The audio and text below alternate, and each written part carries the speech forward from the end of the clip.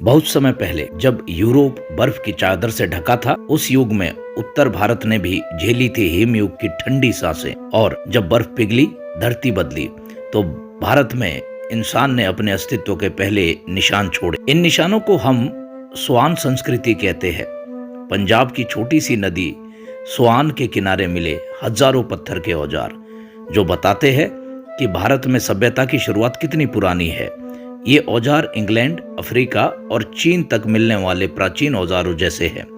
हालांकि भारत में इनके साथ कोई मानव अवशेष नहीं मिले, पर दुनिया के अन्य हिस्सों में ऐसे औजार पिथेकेंथ्रोपस जैसे आदिम मनुष्य के साथ पाए गए। उसी समय दक्षिण भारत में भी एक संस्कृति विकसित हो रही थी, जिसे पुरातत्वविद मद्रास उद्योग कहते हैं। यह संस्कृति शायद स्वान घाटी की समकालीन थी। इन लोगों ने कोर औजार बनाए, बड़े कंकड़ों से बारीक हाथ कुल्हाड़ियां तराशी गई। इनकी तकनीक स्वान संस्कृति से कहीं उन्नत थी, अफ्रीका और यूरोप की सभ्यताओं जैसी, जहां होमोसेपियंस यानी आधुनिक मानव ने बसना शुरू किया। गंगा घाटी उस समय नई, भूवैज्ञानिक कहते हैं उसका एक हिस्सा अभी भी समुद्र के नीचे था।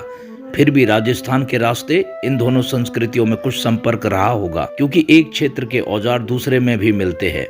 वे लोग हजारों वर्ष तक भारत में रहे, पर वे कौन थे और कहां चले गए, यह अब भी एक पहेली है।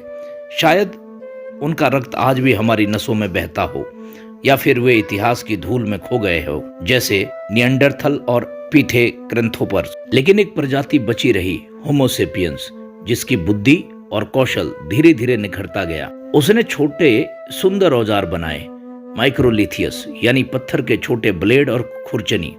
ये औजार भारत के हर कोनों में मिलते हैं, उत्तर पश्चिम से लेकर दक्षिण के सुदूर हिस्से तक। दक्कन क्षेत्र में इन औजारों के साथ चिकने पत्थरों की कुल्हाड़ी भी मिलती है। संभावना है कि इन औजारों का उपयोग तब तक हुआ जब तक कि लोहे का औजार नहीं आए, यानी लगभग ईसाई युग की शुरुआत। भारत की सभ्यता की कहानी यहीं से शुरू होती है, पत्थर से लोहा और फिर आधुनिकता तक। एक ऐसी यात्रा आज भी